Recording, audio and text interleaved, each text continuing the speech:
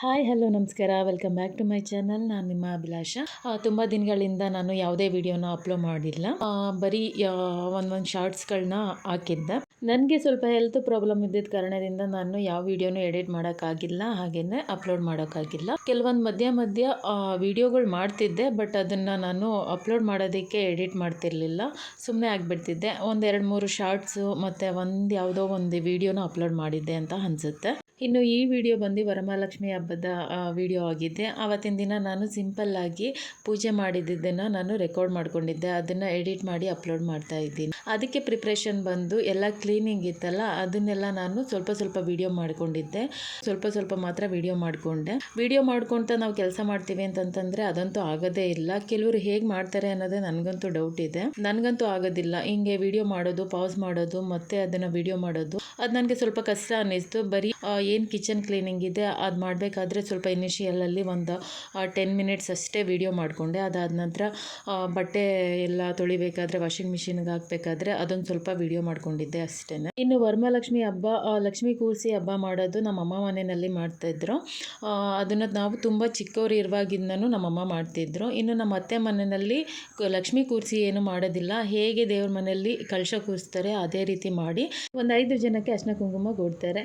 ಎಲ್ಲನೂ ಕೂಡ ಮಾಡ್ತಾರೆ. ಹಣ್ಣುಗಳು, ಸ್ವೀಟ್ಗಳು ಎಲ್ಲ ತೊಗೊಬಂದಿಟ್ಟು ಪ್ರಸಾದ ಎಲ್ಲ ಮಾಡಿಟ್ಟು ನೈವೇದ್ಯಕ್ಕೆ, ಹಾಗೆ ಸೀರೆ ಎಲ್ಲ ತೊಗೊಂಬಂದು ಬಳೆ ಎಲ್ಲ ತೊಗೊಂಬಂದಿರ್ತಾರೆ. ಆದರೆ ಏನಪ್ಪ ಅಂತ ಹೇಳಿದ್ರೆ ಲಕ್ಷ್ಮೀ ಮೂರ್ತಿನ ಹೊರ್ಗಡೆ ಒಂದು ಟೇಬಲ್ ಸೆಟಪ್ ಮಾಡಿ ಆ ಥರ ಕೂರಿಸಿ ಆ ಥರ ಏನೂ ಮಾಡೋದಿಲ್ಲ. ದೇವ್ರ ಮನೆಯಲ್ಲೇ ಏನು ಕಳಶ ಇರುತ್ತೆ ಅದೇ ಕಳಶಕ್ಕೆ ಒಂದಷ್ಟು ಒಡವೆಗಳನ್ನ ಹಾಕಿ, ಅವ್ರದ್ದೇ ಒಡವೆಗಳನ್ನ, ಕಿವಿ ಓಲೆ, ಸರಗಳನ್ನ ಹಾಕಿ ಹಾಗೆ ಅಲಂಕಾರ ಮಾಡಿ ಪೂಜೆನ ಮಾಡ್ತಾರೆ. ಪ್ರತಿ ವರ್ಷ ಹೀಗೆ ಹಬ್ಬಕ್ಕೆ ಅಂತ ಹೇಳಿ ಕ್ಲೀನಿಂಗ್ ಮಾಡೋದು ಅಮ್ಮ ಮನೆಯಲ್ಲಿ ಮತ್ತು ಅತ್ತೆ ಮನೆಯಲ್ಲಿ ರೂಢಿಯಾಗಿತ್ತು. ನಾನು ಕೂಡ ಹಾಗೆ ಕ್ಲೀನ್ ಮಾಡಿ ನೀಟಾಗಿ ಪೂಜೆ ಮಾಡೋಣ ಅಂತ ಹೇಳ್ಕೊಂಡು ಎಲ್ಲನೂ ಕೂಡ ಕ್ಲೀನ್ ಮಾಡ್ಕೊತಾ ಇದ್ದೆ. ನನಗೆ ಸ್ವಲ್ಪ ಹುಷಾರಿಲ್ಲ, ಹಾಗಾಗಿ ನಾನು ಸ್ವಲ್ಪನೇ ಕ್ಲೀನ್ ಮಾಡಿಕೊಂಡೆ. ತುಂಬ ಡೀಪಾಗಿ ಎಲ್ಲನೂ ಕೂಡ ಕ್ಲೀನ್ ಮಾಡೋದಕ್ಕೆ ಹೋಗಿದ್ದಿಲ್ಲ. ನನಗೆ ಎಷ್ಟಾಗುತ್ತೆ ಅಷ್ಟನ್ನು ನೀಟಾಗಿ ಕಿಚನ್ ಎಲ್ಲ ನೀಟಾಗಿ ಕ್ಲೀನ್ ಮಾಡಿಕೊಂಡೆ. ಇನ್ನಿದ್ದೆಲ್ಲ ಸ್ಯಾಂಪಲ್ಗೆ ಎಷ್ಟು ಬೇಕು ಅಷ್ಟನ್ನು ಕ್ಲೀನ್ ಮಾಡ್ಕೊಂಡಿದ್ದೀನಿ. ಅಷ್ಟು ಮಾಡೋವಷ್ಟರಲ್ಲೇ ನನಗೆ ತುಂಬ ಸುಸ್ತಾಗಿತ್ತು. ವೆಡ್ನೆಸ್ಡೇ ಮತ್ತು ಥರ್ಸ್ಡೇ ನಾನು ಮನೆ ಕ್ಲೀನಿಂಗ್ ಮಾಡಿಕೊಂಡೆ. ಹಾಗೆ ಪೂಜೆಗೆ ಏನೇನು ಬೇಕು ಅದೆಲ್ಲ ಸಾಮಾನು ಕೂಡ ನಾವು ಈವ್ನಿಂಗ್ಗೆ ಹೋಗಿ ತೊಗೊಂಡು ಬಂದು ಇಟ್ಕೊಂಡಿದ್ವಿ. ಶುಕ್ರವಾರ ಬೆಳಗ್ಗೆ ಎದ್ದು ನಾನು ಪೂಜೆಗೆಲ್ಲ ರೆಡಿ ಮಾಡಿಕೊಂಡೆ. ಎಲ್ಲ ಪ್ಲೇಟ್ಗಳಲ್ಲೂ ಏನೇನು ಬೇಕು ಎಲ್ಲ ಒಂದು ಕಡೆ ಎತ್ತಿಟ್ಕೊಂಡೆ. ಹಾಗೆ ದೇವ್ರದ್ದು ಕಳಸ, ದೀಪ ಎಲ್ಲ ನಾನು ರಾತ್ರಿ ತೊಳೆದಿರಲಿಲ್ಲ, ಬೆಳಗ್ಗೆ ಎದ್ದು ತೊಳೆದೆ. ಥರ್ಸ್ಡೇನೂ ತುಂಬ ಕ್ಲೀನಿಂಗ್ ಕೆಲಸ ಇತ್ತು. ಈವ್ನಿಂಗ್ವರೆಗೂ ಕ್ಲೀನಿಂಗ್ ಕೆಲಸ ಮಾಡ್ಕೊಳ್ಳೋಣ, ನೈಟು ನಾನು ಪೂಜೆಗೆಲ್ಲ ರೆಡಿ ಮಾಡ್ಕೊಳ್ಳೋಣ ಅಂದ್ಕೊಂಡೆ. ಬಟ್ ತುಂಬ ಕೆಲಸ ಇದ್ದಿದ್ದರಿಂದ ನಾನು ಟಯರ್ಡ್ ಆಗಿದೆ, ಹಾಗಾಗಿ ನಾನು ಪೂಜೆಗೆ ರೆಡಿ ಮಾಡ್ಕೊಳ್ಳೋಕ್ಕಾಗಿಲ್ಲ. ಶುಕ್ರವಾರ ಎದ್ದು ನಾನೆಲ್ಲ ರೆಡಿ ಮಾಡಿಕೊಂಡೆ. ಇನ್ನು ನೈವೇದ್ಯಕ್ಕೆ ಅಂತ ಹೇಳಿ ಸಜ್ಜಿಗೆ ಮಾಡ್ಕೊಂಡಿದ್ದೆ. ಬೆಲ್ಲ ಮತ್ತು ರವೆ ಹಾಕಿ, ಏಲಕ್ಕಿ ಕಾಯಿ ಹಾಕಿ ಅದನ್ನು ಸಜ್ಜಿಗೆ ಮಾಡ್ಕೊಂಡಿದ್ದೆ. ನಮ್ಮಮ್ಮ ಇದೇ ನೈವೇದ್ಯನ ಯಾವಾಗ್ಲೂ ದೇವರಿಗೆ ಇಡೋದು. ಮಹಾಲಕ್ಷ್ಮಿ ಹಬ್ಬಕ್ಕೆ ವಿಶೇಷವಾಗಿ ಈ ಸಜ್ಜಿಗೆನೇ ಮಾಡಿ ನಮ್ಮಮ್ಮ ಯಾವಾಗಲೂ ಇಡ್ತಿದ್ದು. ಬೇರೆಯವರು ಬೇರೆ ಏನಾದರೂ ನೈವೇದ್ಯ ಇಡ್ಬೋದು, ನನಗೆ ಗೊತ್ತಿಲ್ಲ. ನಮ್ಮಮ್ಮ ಚಿಕ್ಕವರು ಇದ್ದಾಗಿಂದನೂ ಫಸ್ಟ್ ನೈವೇದ್ಯಕ್ಕೆ ಅಂತ ಹೇಳಿ ಈ ಸಜ್ಜಿಗೆನೇ ಮಾಡಿ ಇಡ್ತಿತ್ತು. ಸೊ ಹಾಗಾಗಿ ನಾನು ಕೂಡ ಸಜ್ಜಿಗೆನೇ ಮಾಡಿದೆ. ದೇವರ ಪೂಜೆಗೆ ಏನೇನು ಬೇಕು, ಹೂವು, ಹಣ್ಣು, ನೈವೇದ್ಯ ಎಲ್ಲನೂ ಕೂಡ ಒಂದೇ ಸರಿ ನಾನು ರೆಡಿ ಮಾಡಿ ಇಟ್ಕೊಂಡು ಅದಾದ ನಂತರ ದೇವ್ರ ಪೂಜೆಗೆ ಅಂತ ಹೇಳಿ ನಾನು ಹೋದೆ. ದೇವ್ರ ಮನೆ ಥರ್ಸ್ಡೇ ನೈಟೇ ತೊಳ್ಕೊಂಡು ನೀಟಾಗಿ ಕ್ಲೀನ್ ಮಾಡ್ಕೊಂಡಿದ್ದೆ. ಬೆಳಗ್ಗೆ ಎದ್ದು ಮತ್ತೆ ಇನ್ನೊಂದು ಸರಿ ನಾನು ನೀಟಾಗಿ ಒರೆಸ್ಕೊಂಡೆ. ಅದಾದ ನಂತರ ದೇವ್ರ ಫೋಟೋ ಇಟ್ಟು ಅದಕ್ಕೆ ಅರಿಶಿನ ಕುಂಕುಮ ಎಲ್ಲ ಇಟ್ಕೊತಾ ಇದ್ದೀನಿ.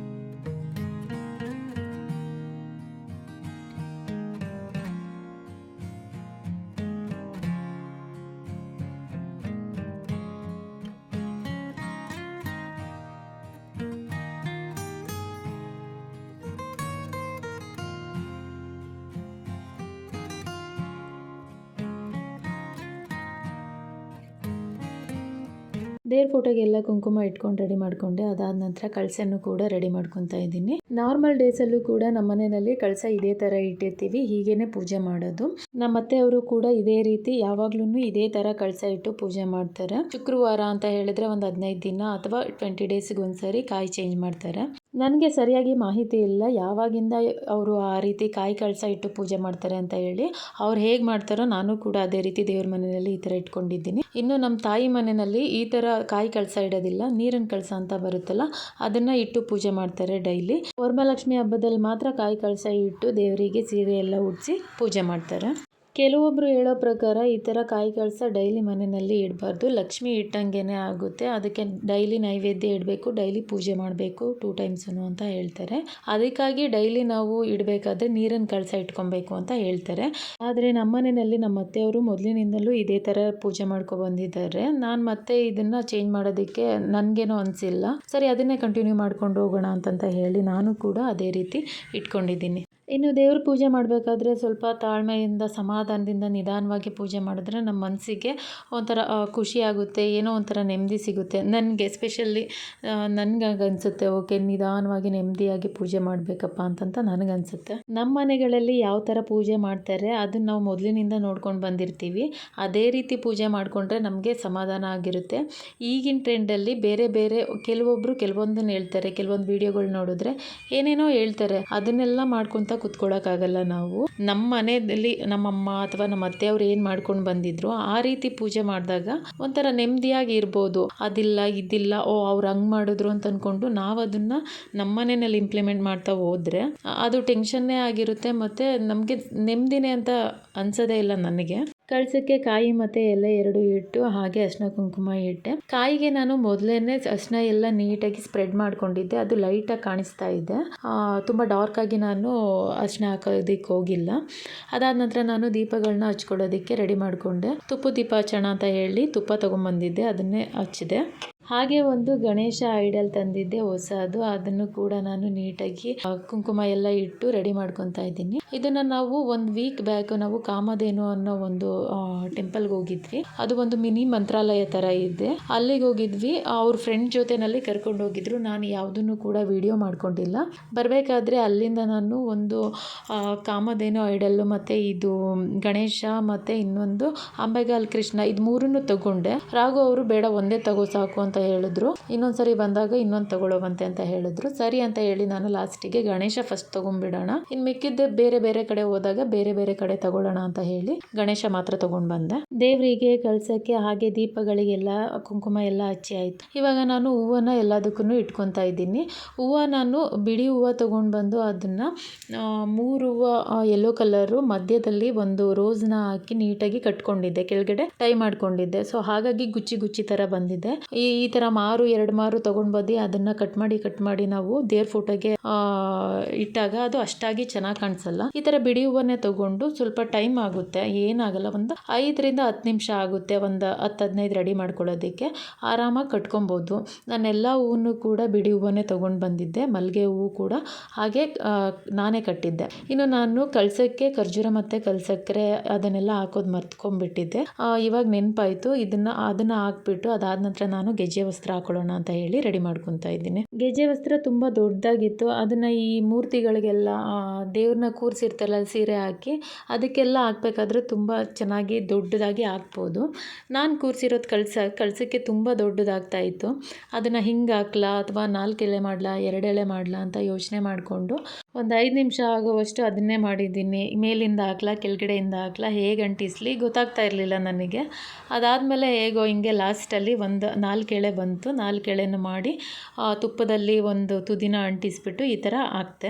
ಈ ಗೆಜ್ಜೆ ವಸ್ತ್ರ, ದೇವ್ರ ಬತ್ತಿಗಳು, ತುಪ್ಪದ ಬತ್ತಿ ಇದೆಲ್ಲ ಇವಾಗ ರೆಡಿನೇ ಸಿಕ್ಬಿಡುತ್ತೆ. ನಾವು ಅಂದರೆ ಚಿಕ್ಕವ್ರು ಇರಬೇಕಾದ್ರೆ ಮೊದಲೆಲ್ಲ ಈ ಥರ ಎಲ್ಲ ಅಂಗಡಿನಲ್ಲಿ ತೊಗೊತಿರ್ಲಿಲ್ಲ. ಮನೆಯಲ್ಲೇ ಹತ್ತಿ ಏನಿತ್ತು ಅದರಲ್ಲೇ ಗೆಜ್ಜೆ ವಸ್ತ್ರ ಮಾಡ್ತಿದ್ರು, ಅದರಲ್ಲೇ ಬತ್ತಿ ಮಾಡ್ತಿದ್ವಿ. ತುಪ್ಪದ ದೀಪನೂ ಸಹ ಕೈಯಲ್ಲೇ ನಾವು ಮಾಡ್ಕೊತಾ ಇದ್ವಿ. ಲಕ್ಷ್ಮಿಗೆ ಹಬ್ಬದ ದಿನ ಮಲ್ಲಿಗೆ ಹೂವು ಹಾಕೋಣ ಅಂತ ಹೇಳಿ ನಾನು ಬಿಡಿ ಹೂವು ತೊಗೊಂಡು ಬಂದು ನಾನೇ ಕಟ್ಟಿ ಅದನ್ನು ದೇವರಿಗೆ ಮುಡಿಸಿದ್ದೀನಿ. ಆ್ಯಕ್ಚುಲಿ ನಾವು ನಾರ್ಮಲ್ ಡೇಸಲ್ಲೂ ಈ ಸೇವಂತಿಗೆ ಹೂವನ್ನೇ ಮುಡಿಸ್ತೀವಿ. ಹಬ್ಬದ ದಿನವೂ ಅದೇ ಹಾರ ಮಾಡಿ ಹಾಕಿದರೆ ಅಷ್ಟೊಂದೇನು ಚೆನ್ನಾಗಿರಲ್ಲ ಅಂತ ಹೇಳಿ ನಾನು ಮಲ್ಲಿಗೆ ಹೂವು ತೊಗೊಂಡು ಬಂದೆ. ಹಬ್ಬದ ದಿನ ಎಲ್ರಿಗೂ ಗೊತ್ತು ಹೂವದ ರೇಟು ಹಣ್ಣಿನ ರೇಟು ಎಷ್ಟು ಕಾಸ್ಟ್ಲಿ ಇತ್ತು ಅಂತಂತ ಹೇಳಿ. ನನಗಂತೂ ನೋಡಿ ಸಾಕಾಯಿತು. ಅಷ್ಟಿದ್ರೂ ಎಲ್ಲ ಜನಗಳು ಎಷ್ಟು ಬೇಗ ಖಾಲಿ ಮಾಡ್ತಾಯಿದ್ರು ಎಲ್ಲನೂ ಅಂತಂತ ಹೇಳಿದ್ರೆ ಪ್ರತಿಯೊಬ್ಬರು ತೊಗೊತಾ ಇದ್ರು. ನಾನು ಕಟ್ಟಿರೋ ಹೂವು ಯಾವುದು ತೊಗೊಂಡಿಲ್ಲ, ಎಲ್ಲ ಬಿಡಿ ಹೂವೇ ತೊಗೊಂಡು ಬಂದಿದ್ದೆ. ನಾನು ಪುಟ್ಟದಾಗಿ ಮಾಡೋದಿರೋದ್ರಿಂದ ನನಗೆ ಆರಾಮ್ ಅನಿಸುತ್ತೆ, ಏನೂ ಟೆನ್ಷನ್ ಇಲ್ಲ, ನಾನೇ ಕಟ್ಕೊಂಡು ಆರಾಮಾಗಿ ನಾನೇ ಮುಡಿಸ್ಬೋದು ಅಂತ ಹೇಳಿ ನಾನು ತೊಗೊಂಡು ಬಂದೆ. ಹಾಗೆ ಕೂಡ ನಾನು ನೀಟಾಗಿ ಕಟ್ಕೊಂಡು ದೇವರಿಗೆ ಅಲಂಕಾರ ಮಾಡಿದ್ದೆ. ಇನ್ನು ಹಾಗೆ 2 ಬಾಳೆಕಂಗು ಚಿಕ್ಕ ಪುಟಾಣಿದು 2 ತೊಗೊಂಡು ಬಂದಿದ್ದೆ. ಅದನ್ನೇನು ನಾನು ತೊಗೋಬೇಕು ಅಂತ ಏನು ಹೋಗಿರಲಿಲ್ಲ, ನಾರ್ಮಲಾಗಿ ಪೂಜೆ ಮಾಡ್ತಿದ್ದೆ. ಬಾಳೆಕಂಗೆಲ್ಲ ತೊಗೊಬರ್ಬೇಕು ಅಂತ ಅಂದ್ಕೊಂಡಿರಲಿಲ್ಲ. ಸಿಕ್ಕಿದ್ರೆ ಮಾವಿನ ತೋರಣ ತೊಗೊಂಬರೋಣ, ಬಾಗಿಲಿಗೆ ಹಾಕೋಣ ಅಂತಂತ ಅಂದ್ಕೊಂಡಿದ್ದೆ. ಬಟ್ ಮಾವಿನ ತೋರಣ ಸಿಕ್ಕಿಲ್ಲ. ಇದು ತುಂಬ ಕಡಿಮೆ ರೇಟಲ್ಲಿ ಸಿಕ್ತು ನನಗೆ. ಒಂದು ಎಷ್ಟು 10 ರುಪೀಸ್ಗೆಲ್ಲ ಸಿಕ್ತು. ನಾನು ಸುಮ್ಮನೆ ಜಸ್ಟ್ ಕೇಳಿದೆ, 10 ರುಪೀಸ್ಗೆ ಇದೆರಡು ಚಿಕ್ಕದು ನಾನು ತೊಗೊತೀನಿ ಅಂತ ಹೇಳಿ. ಅವ್ರು ಫಸ್ಟ್ ಆಗೋದಿಲ್ಲ, ಏನೋ 30 ರುಪೀಸ್ ಏನೋ ಹೇಳಿದ್ರು. ಸರಿ ಆಯಿತು, ಬೇಡ ಬಿಡಿ, ಬಾಳೆ ಎಲೆನೇ ಕೊಡಿ ಅಂತ ಅಂದ್ಕೊಂಡು ಬರ್ತಾ ಇದ್ದೆ. ಅದಾದಮೇಲೆ ಸರಿ ತಗೊಳ್ಳಿ ಮೇಡಮ್ ಅಂತಂತ ಹೇಳಿದ್ರು. ಸರಿ ಅಂತ ಹೇಳಿ 10 ರುಪೀಸಿಗೆ ಸಿಗ್ತಾ ಇದೆಯಲ್ಲ ಅಂತ ಹೇಳಿ ತೊಗೊಂಡೆ ಅಷ್ಟೇ. ದೇವ್ರಿಗೆ ಅಲಂಕಾರ ಎಲ್ಲ ಮುಗಿಸ್ಕೊಂಡು ನೈವೇದ್ಯ ಎಲ್ಲ ಮಾಡಿ ಇಟ್ಕೊಂಡಿದ್ದೆ. ಹಾಗೆ ನಾನು ರಂಗೋಲಿ ಬಿಡಿಸ್ಕೊಂಡ್ಬಿಡೋಣ ಅಂತ ಹೇಳಿ ಬಂದೆ. ರಂಗೋಲಿ ಬಿಡೋದಕ್ಕೆ ಅಂತ ಹೊರಗಡೆ ಬಂದೆ. ನಾನು ಹೊರಗಡೆ ಬಂದಾಗ ನಮ್ಮ ಸಂಚಿತ್ ಕೂಡ ನನ್ನ ಜೊತೆಲೇ ಬಂದ. ಏನೇನೋ ಹೇಳ್ತಾ ಇದ್ದ. ಅವನಿಗೆ ನೈಟ್ ಒಂದು 3 o'clock ಹಂಗೆ ಜ್ವರ ಬಂದಿತ್ತು. ಸೊ ಹಾಗಾಗಿ ಅವನು ಸಪ್ಪಗೆ ಕೂತಿದ್ದ. ನಾನು ಇಲ್ಲಿ ರಂಗೋಲಿ ಬಿಡಬೇಕಾದ್ರೆ ಎದ್ದು ಬಂದ. ಅಮ್ಮ ಹಾಗೆ ಹೀಗೆ ಅಂತ ಏನೋ ಮಾತಾಡೋದಕ್ಕೆ ಅಂತ ಹೇಳಿ ಬಂದ. ಅವನನ್ನು ಮಾತಾಡಿಸ್ಕೊಂಡು ನಾನು ಹಾಗೆ ರಂಗೋಲಿ ಬಿಡ್ತಾ ಇದ್ದೆ. ಅವನಿಗೆ ಜ್ವರ ಇದ್ದಿದ್ದ ಕಾರಣದಿಂದ ನನಗೆ ಸ್ವಲ್ಪ ಬೇಜಾರಾಗ್ತಾ ಇತ್ತು. ಬೇರೆ ಕೆಲಸ ಮಾಡೋದಕ್ಕೂ ಅಷ್ಟಾಗಿ ಮನಸ್ಸಾಗ್ತಾ ಇರಲಿಲ್ಲ. ಸರಿ, ಎಲ್ಲ ರೆಡಿ ಆಗಿದೆ, ನೀಟಾಗಿ ಪೂಜೆ ಆದರೂ ಮಾಡೋಣ ಅಂತ ಹೇಳಿ ಅದನ್ನೆಲ್ಲ ರೆಡಿ ಮಾಡಿಕೊಂಡೆ. ಇನ್ನೊಂದಷ್ಟು ರವೆ ಉಂಡೆ ಅದನ್ನೆಲ್ಲ ಮಾಡೋಣ ಅಂತಂತ ಅಂದ್ಕೊಂಡಿದ್ದೆ. ಇವನಿಗೆ ಹುಷಾರಿಲ್ಲ, ಏನು ಮಾಡೋದು ಅಂತಂತ ಹೇಳಿ ಸುಮ್ಮನೆ ಆಗಿಬಿಟ್ಟೆ ನಾನು. ಅವ್ನು ಮಧ್ಯೆ ಬರ್ತಾನೆ ಇದ್ದ. ರಂಗೋಲಿ ಎಲ್ಲ ಮತ್ತೆ ತುಳಿದ್ಬಿಟ್ಟ. ಅವನನ್ನು ಕರ್ಕೊಂಡು ಹೋಗಿ ಅವನನ್ನು ಕೂರಿಸ್ಬಿಟ್ಟು ಬಂದು ಮತ್ತೆ ನಾನು ರಂಗೋಲಿ ಬಿಡೋದಕ್ಕೆ ಸ್ಟಾರ್ಟ್ ಮಾಡಿಕೊಂಡೆ.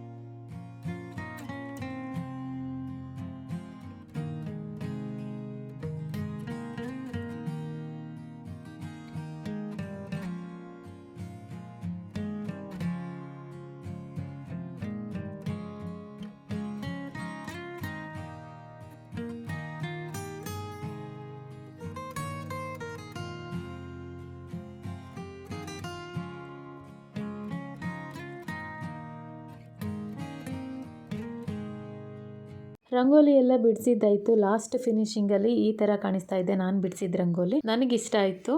ಇನ್ನು ನಾನು ರಂಗೋಲಿ ಬಿಡಿಸೋವಷ್ಟರಲ್ಲೇ ನನ್ನ ಫೋನ್ ಮೆಮೊರಿ ಪೂರ್ತಿ ಮುಗ್ದೋಗಿತ್ತು. ಅದು ಅಷ್ಟಕ್ಕೆ ಸ್ಟಾಪ್ ಆಗಿಬಿಟ್ಟಿತ್ತು. ಸರಿ ಅಂತ ಹೇಳಿ ಅದ್ರ ಬಗ್ಗೆ ತಲೆ ಕೆಡಿಸ್ಕೊಳ್ಳಿಲ್ಲ ನಾನು. ನೆಕ್ಸ್ಟು ನಾನು ಪೂಜೆ ಮಾಡೋದಕ್ಕೆ ಹೋದೆ. ಪೂಜೆ ಮಾಡಿ ನೈವೇದ್ಯ ಎಲ್ಲ ಇಟ್ಟು ಬೇರೆ ಏನೇನು ನಾನು ಅರೇಂಜ್ ಮಾಡ್ಕೊಂಡಿದ್ದೆ, ಹಣ್ಣು, ಡ್ರೈ ಫ್ರೂಟ್ಸ್, ಈ ಥರ ಪ್ಲೇಟ್ಸ್ಗಳೆಲ್ಲ ಅದನ್ನೆಲ್ಲ ಇಟ್ಟು ನಾನು ಪೂಜೆ ಮಾಡಿದ್ದೆ. ಪೂಜೆ ಎಲ್ಲ ಮುಗಿಸ್ಕೊಂಡು ಹಾಗೆ ತಿಂಡಿ ಎಲ್ಲ ತಿನ್ಕೊಂಡು ಒಂದು 10:30 11 o'clock ಹಂಗೆಲ್ಲ ನಾವು ಹಾಸ್ಪಿಟಲ್ಗೆ ಹೋದ್ವಿ. ಹಾಸ್ಪಿಟಲಿಂದ ಮತ್ತೆ ಬಂದು ಅವನೇನು ತಿಂದಿಲ್ಲ, ಮತ್ತೆ ವಾಮಿಟ್ ಎಲ್ಲ ಮಾಡ್ಕೊಂಡ್ಬಿಟ್ಟಿದ್ದ ದೋಸೆ ಎಲ್ಲ ತಿನ್ಸಿದಾಗ. ಸರಿ ಅಂತ ಹೇಳಿ ಅವನ ಮಲಗಿಸ್ಬಿಟ್ಟು ಅಡುಗೆ ಮಾಡೋಣ ಅಂತ ಹೇಳಿ ಅಂದ್ಕೊಂಡು ಸಿಂಪಲ್ ಆಗಿ ನಾನು ಅಡುಗೆ ಮಾಡಿದ್ದೆ. ಅದನ್ನು ಕೂಡ ವಿಡಿಯೋ ಮಾಡಿದ್ದೆ. ಅದು ವಿಡಿಯೋ ಏನಾಯಿತು ಅಂತ ಗೊತ್ತಿಲ್ಲ. ಒಂದಿಷ್ಟು ಫೋಟೋಸ್ ಇದೆ, ಅದನ್ನು ನಾನು ಆ್ಯಡ್ ಮಾಡಿರ್ತೀನಿ. ಅನ್ನ, ನುಗ್ಗೆಕಾಯಿ ಸಾಂಬಾರು, ಚಿತ್ರಾನ್ನ, ಹಾಗೆಯೇ ಕಾಳುಗೊಜ್ಜು, ಹೆಸರುಬೇಳೆ, ಮಜ್ಜಿಗೆ, ಇದಿಷ್ಟು ಹಪ್ಪಳ ಕರೆದಿದ್ದೆ. ಅಷ್ಟೇ ನಾನು ಅಡುಗೆಗೆ ಮಾಡಿದ್ದು. ಮಧ್ಯಾಹ್ನ ಊಟ ಎಲ್ಲ ಆದಮೇಲೆ ಒಂದು 3-4 o'clock ಹಂಗೆ ನಾನು ಈ ಅನಾನಸ್ನ ಕಟ್ ಮಾಡ್ತಾ ಇದ್ದೆ. ಅನಾನಸ್ ಕೆಳಗಡೆನೇ ಸ್ವಲ್ಪ ಹೋಗ್ಬಿಟ್ಟಿತ್ತು, ಅದು ಸೊಳ್ಳೆ ಎಲ್ಲ ಬಂದು ಕುತ್ಕೊತಾ ಇತ್ತು. ಅದಕ್ಕೆ ರಾಘವರು ಹೇಳಿದ್ರು, ಏನಿದು ಸೊಳ್ಳೆ ಎಲ್ಲ ಬರ್ತಾಯಿದೆ, ಎಲ್ಲಿ ತೊಗೊಂಬಂದೆ ಇದನ್ನ ಅಂತ ಕೇಳ್ತಾಯಿದ್ರು. ನಾನು ಅದು ಜಡೆ ಚೆನ್ನಾಗಿತ್ತಲ್ಲ ಅಂತ ಹೇಳಿ ತೊಗೊಂಡು ಬಂದಿದ್ದೆ. ನನ್ನ ಕತ್ಲೆನಲ್ಲಿ ಗೊತ್ತಾಗಿಲ್ಲ ಅದು ಕೆಳಗಡೆ ಹೋಗ್ಬಿಟ್ಟಿದೆ ಅಂತಂತ ಹೇಳಿ. ಆಮೇಲೆ ಸ್ವಲ್ಪ ಕಡಿಮೆಗೂ ಸಿಕ್ತು ಅಂತ ತೊಗೊಂಡು ಬಂದೆ. ಅದನ್ನೇ ಅವ್ರು ರೇಗಿಸ್ತಾ ಇದ್ರು.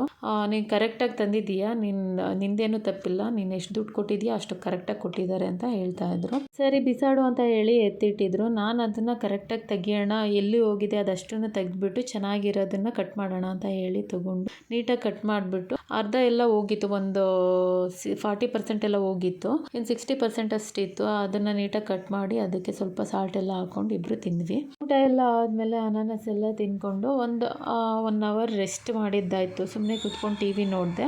ಅದಾದ ನಂತರ ಸರಿ ಅಂತ ಹೇಳಿ ಇನ್ನೂ ಸ್ವಲ್ಪ ಹೂವಿತ್ತು, ಸಂಜೆ ಪೂಜೆಗೆ ಕಟ್ಬಿಟ್ಟು ಇಟ್ಬಿಡೋಣ ಅಂತ ಹೇಳಿ ಕಟ್ಕೊತಾ ಇದ್ದೆ. ನಾನು ಈ ಬಿಡಿ ಹೂ ತೊಗೊಂಡಿದ್ದು ವರ್ತ್ ಅಂತ ಹೇಳಿ ಅನ್ನಿಸ್ತು. ನಾವು ನಾರ್ಮಲಾಗಿ 1 ಮಾರು 2 ಮಾರು ತೊಗೊಂಡ್ರೆ 200-300 ಆ ಥರ ಹೇಳ್ತಾಯಿದ್ರು. ನಾನಿಲ್ಲಿ 50 ಗ್ರಾಮ್ ಅಷ್ಟೇ ತೊಗೊಂಡಿದ್ದೆ, 100 ರುಪೀಸ್ ಬೀಳ್ತು.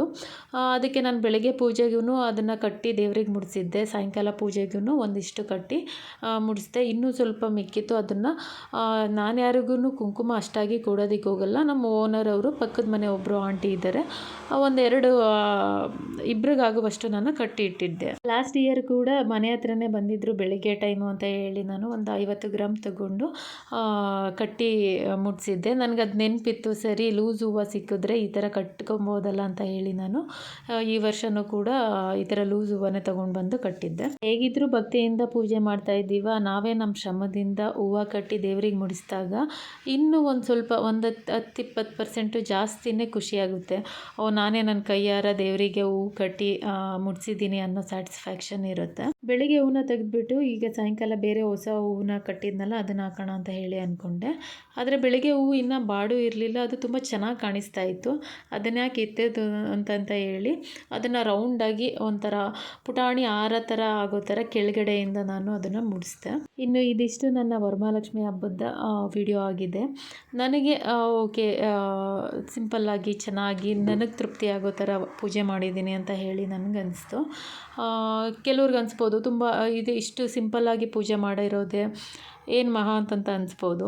ಅದನ್ನು ನೀಟಾಗಿ ಭಕ್ತಿಯಿಂದ ಕೂತ್ಕೊಂಡು ಒಂದೊಂದೇ ಮಾಡಿರ್ತೀವಲ್ಲ, ನಮಗೆ ಮನಸ್ಸಲ್ಲೇ ಒಂಥರ ಖುಷಿ ಇರುತ್ತೆ.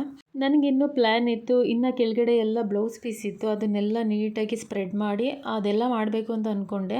ಇನ್ನು ದೇವ್ರಿಗೆ ಪೂಜೆ ಮಾಡಬೇಕಾದ್ರೆ ಅದನ್ನು ನಾನು ಮರ್ತ್ಕೊಂಡ್ಬಿಟ್ಟೆ. ಸರಿ ಅಂತೇಳಿ ಸುಮ್ಮನೆ ಆದೆ. ಇನ್ನು ದೇವ್ರಿಗೆ ಸೀರೆ ತಂದು ಅಲಂಕಾರ ಮಾಡಿ ಆರಾಮಾಗಿ ನಾವು ಕೂಡ ಪೂಜೆ ಮಾಡ್ಬೋದು. ಆದರೆ ನಮ್ಮ ಮನೆಗಳಲ್ಲಿ ಅದನ್ನು ಮಾಡ್ಕೊಂಡು ಬಂದಿಲ್ಲ, ನಮ್ಮ ಅತ್ತೆಯವರು ಮಾಡ್ಕೊಂಡು ಬಂದಿಲ್ಲ. ಅವರು ತಟ್ಟೆನಲ್ಲಿ ಇಟ್ಟು ಪೂಜೆ ಮಾಡ್ತಾರೆ. ನಾನು ಕೂಡ ಹೋದ ವರ್ಷ ತಟ್ಟೆನಲ್ಲೇ ಸೀರೆ ತಂದಿಟ್ಟು ಪೂಜೆ ಮಾಡಿದ್ದೆ. ಈ ವರ್ಷ ಏನು ತಂದಿಲ್ಲ, ಒಂದು ಬ್ಲೌಸ್ ಪೀಸು ಬಳೆ ಇಟ್ಟು ಪೂಜೆ ಮಾಡಿದ್ದೀನಿ ಅಷ್ಟೇ. ಪೂಜೆ ಎಲ್ಲ ಚೆನ್ನಾಗಾಯಿತು. ಮಧ್ಯಾಹ್ನನೇ ಅಡುಗೆ ಮಾಡಿದ್ನಲ್ಲ, ಅದೇ ಅಡುಗೆ ಇತ್ತು. ರಾತ್ರಿ ಎಲ್ಲ ಊಟ ಮಾಡಿಕೊಂಡು ಆರಾಮಾಗಿ ಮಲ್ಕೊಂಡ್ವಿ. ಸಂಚಿತ್ ಕೂಡ ಆರಾಮಾದ. ನೆಕ್ಸ್ಟ್ ಡೇ ಸ್ಯಾಟರ್ಡೇ ರಕ್ಷಾಬಂಧನ ಇತ್ತು. ರಕ್ಷಾಬಂಧನ್ಗೆ ರಾಘು ಅವ್ರ ಸಿಸ್ಟರ್ ಬಂದು ಅವರಿಗೆ ರಾಖಿ ಎಲ್ಲ ಕಟ್ಬಿಟ್ಟು ಹೋದರು. ನನ್ನ ಫೋನಲ್ಲಿ ಮೆಮೊರಿ ಇರಲಿಲ್ಲ, ಸೊ ಹಾಗಾಗಿ ನಾನು ಫೋಟೋ ವಿಡಿಯೋ ಏನೂ ಮಾಡ್ಕೊಂಡಿಲ್ಲ. ಇನ್ನು ಅದಾದ ನಂತರ ಇನ್ನು ಸಂಡೇ ನಾವು ಫ್ರೀ ಆಗಿದ್ವಿ ಅಂತ ಹೇಳಿ ಹೊರಗಡೆ ಹೋಗಿದ್ವಿ. ಒಂದು ಮೂವಿ ನೋಡೋಣ ಅಂತ ಹೇಳಿ ಮೂವಿ ನೋಡೋದಕ್ಕೆ ಅಂತ ಹೋಗಿದ್ವಿ. ಇದಾಗಿತ್ತು ನನ್ನ ಇವತ್ತಿನ ವಿಡಿಯೋ. ಈ ವಿಡಿಯೋ ಏನಾದರೂ ನಿಮಗೆ ಇಷ್ಟ ಆಗಿದ್ದಲ್ಲಿ ಒಂದು ಲೈಕ್ನ ಕೊಡೋದನ್ನು ಮರಿಬೇಡಿ. Thank you.